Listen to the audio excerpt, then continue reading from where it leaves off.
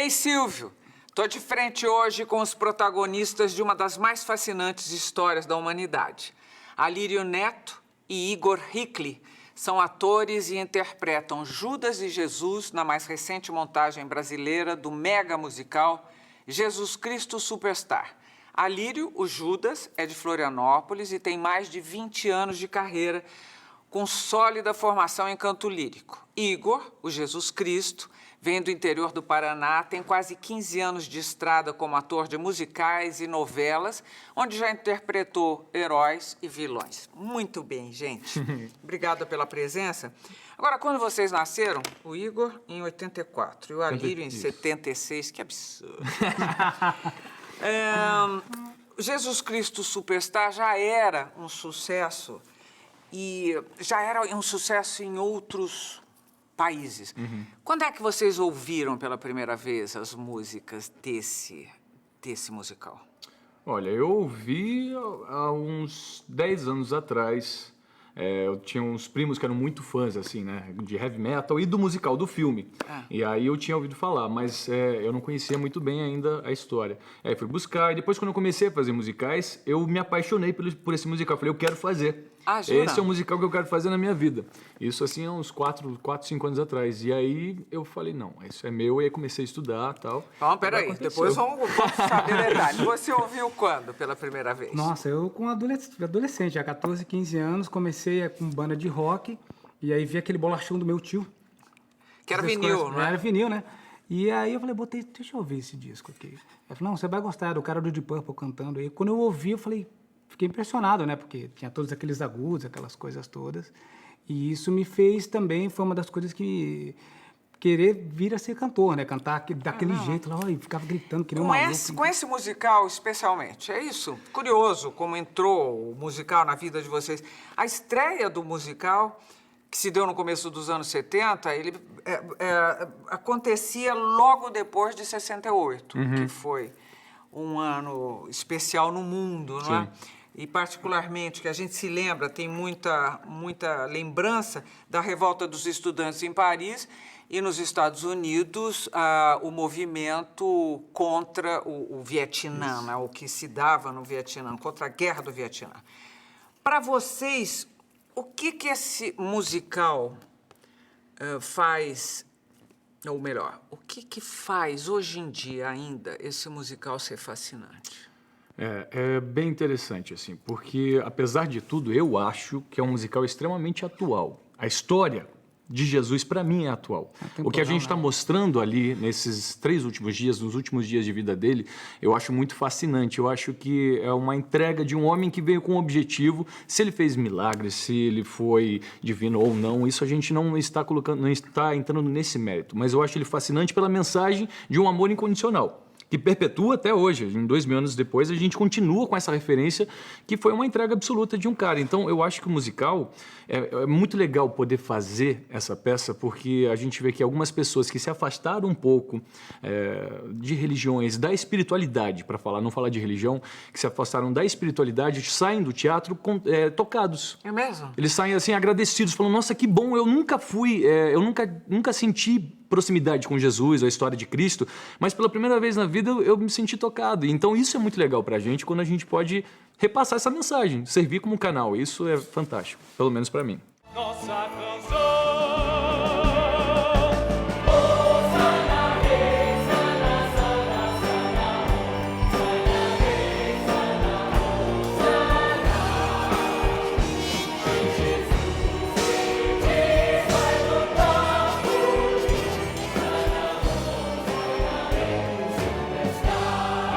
O Tacla até falou sobre, ele mostrou pra gente uma mensagem de uma pessoa que foi ao teatro, que se dizia, né, que não acreditava em nada e não sei o quê. Um ateu. Isso, exatamente. E aí o que aconteceu foi que ela escreveu exatamente isso que o Igor está dizendo, que a peça tocou ela de um jeito que ela ficou apaixonada pela figura de Jesus.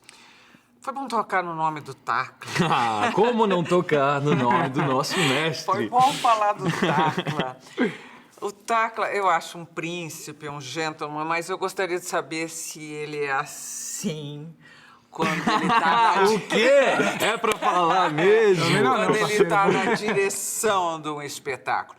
Porque é uma trabalheira. Quando eu olhei aquilo, eu falei, uou, respeito por vocês e por quem está ali no comando daquilo tudo. Ele é difícil?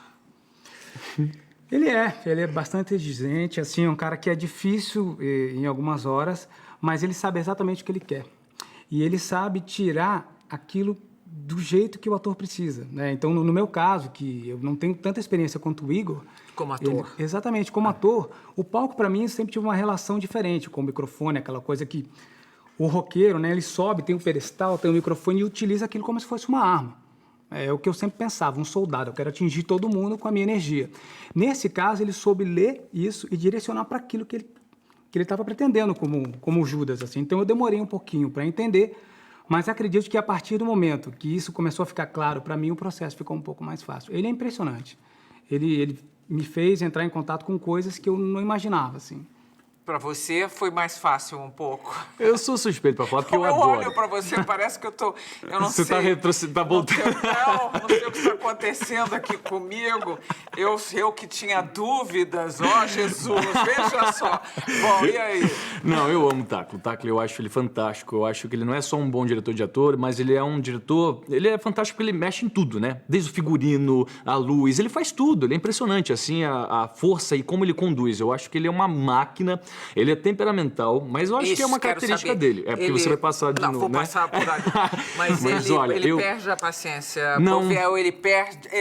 Ele tem sabe explosões. conduzir, ele tem explosões, mas ele sabe conduzir, assim. Eu acho que ele é muito firme, ele sabe o que ele quer e ele quer que você... E ele também te deixa muito livre, isso que é interessante.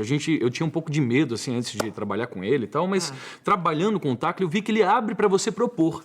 Ele quer ver o que você tem para propor como artista. E ele se alimenta daquilo que você dá também.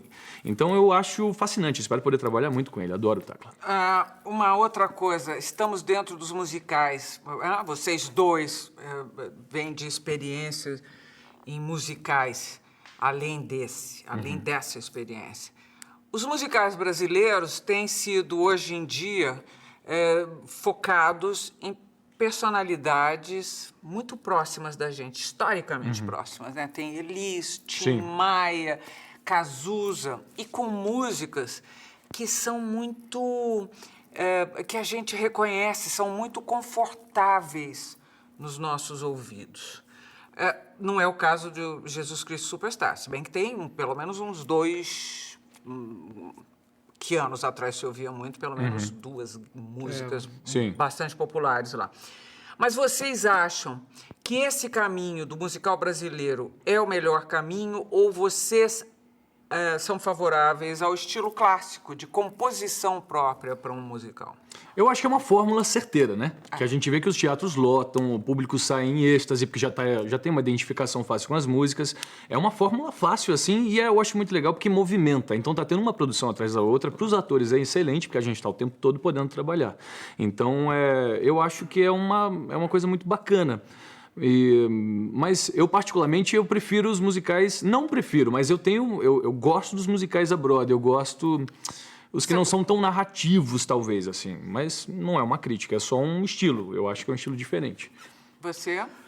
Olha, eu concordo com o Igor, assim, eu acho que realmente eles encontraram um filão e isso é bom para todo mundo, bom para o mercado, porque deixa a gente com mais possibilidades de emprego, mas eu gostaria de ver musicais originais brasileiros. Eu acho que esse talvez seja o primeiro ponto, de repente... Criados para a cena. Isso, com histórias genuinamente brasileiras, de personagens brasileiros com músicas compostas para aquilo. Eu acho que o Ed Mota compôs não é? Um musical que ficou lá no Rio. Eu chamava o quê? Sete, que é do Charles Miller e Cláudio Botelho, que foi uma sensação. Eu não cheguei a ver, mas era um musical, diz que sensacional. Assim, as pessoas amaram e era completamente original. Foi um sucesso. Então, coisas assim são bacanas. É que é mais fácil você sentar lá e reconhecer os sons. Mas é gratificante você tomar conhecimento de outra coisa, não é? Outras músicas. Por exemplo, a tradução daqui foi da Bianca Tadini e do Luciano Andrei. Isso mesmo. Coube. Eu sempre cismo um pouco que o português, quando colocado num espaço inglês, ou de língua inglesa, ele fica excessivo. Para vocês, isso é perceptível quando vocês vão cantar ou não? Na verdade, no meu caso, eu acho que ele faz mais sentido. Porque é o nosso idioma, a gente domina ele, né? Você pode cantar em inglês, falar o idioma, mas não somos nativos do idioma. Então, a maneira de se expressar fica mais natural quando você canta no seu idioma.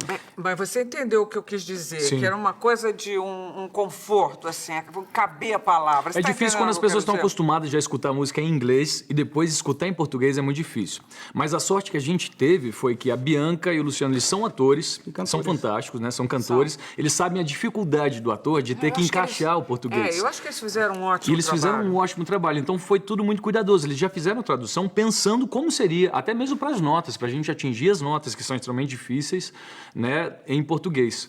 Mas sempre tem, a princípio, essa coisa que, né, parece que está meio quadrado, assim, né? Está meio quadrado, não é redondinho.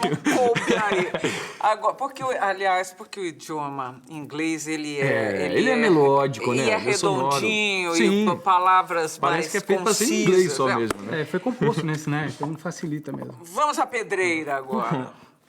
Os religiosos estão ainda pelas ruas reclamando dessa blasfêmia que vocês perpetram no palco toda semana ou não? A gente queria saber qual é a blasfêmia. Gente, né? que Pra começo de bobagem, conversa, que pra começo de bobagem. conversa, assim, é uma pena mesmo, mas não dá nem para julgar, né? Que eu acho que esse é um princípio básico, assim, não julgar os outros. Mas é eles isso que a gente continuam? Você já estão aqui Continuam. há quantas semanas? A 3 gente tá semanas? 3 semanas. Quer dizer, eles ainda vão à rua. A própria Igreja Católica falou Foi assistir. que... Eles foram assistir, um grupo de padres. É muito estranho, assim. Eu acho que é um movimento um pouco bobo, não querendo julgá-los nem nada, mas eu acho que é meio sem propósito. Porque o que eles querem? Eles assistiram a peça para saber do que a gente está tratando? Não tem eles não blasfêmia viram? nenhuma, Não tem gente. ideia. Eles não viram, eles não não sabem. viram? Eu acho que o que é blasfêmia é a foto que eu tô sem camisa, sabe? Jesus Mas superstar. vão ter que tirar todos os cristos pendurados na gente, cruz que entendeu? estão na Calçadinha, casa ainda tá de deles. calçadinha. Que eu adorei que Do o Jorge Taca falou, né? falava. Ainda tirei a fraldinha, botei um jeans lá. Isso é verdade. Mas é uma pena. O que eles alegam, então, é essa blasfêmia. Tem também a Madalena e aquela relação de fato, que fica claro.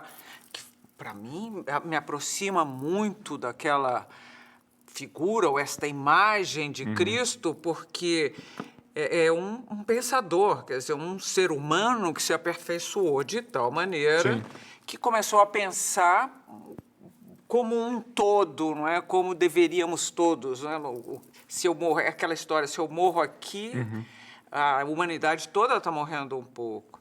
Então, acho estúpido mesmo. Você... Talvez o fato que incomoda mais eles, eu acho que é essa coisa de deixar um Jesus mais humano, não afastar ele dessa coisa divina, entendeu? Mas talvez isso incomode bastante. Porque como isso? Jesus poderia ou não ter alguma coisa com essa pessoa ou com a outra pessoa? Porque Jesus poderia pecar porque aquilo na cabeça deles é considerado pecado.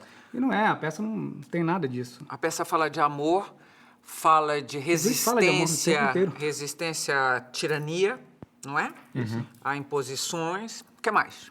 Eu acho que ela fala de perdão. Eu acho que, na verdade, uma das grandes mensagens assim, de Jesus, que ficou para mim, pelo menos, é esse amor incondicional e um auto-perdão, você se perdoar, você parar de se culpar, enxergar Deus não como esse Deus tirano, um rei que te julga e te condena, e enxergar Deus como um pai. Ele fica o tempo inteiro falando pai. Ele não fala que só ele é filho, ele fala todos somos filhos do mesmo pai.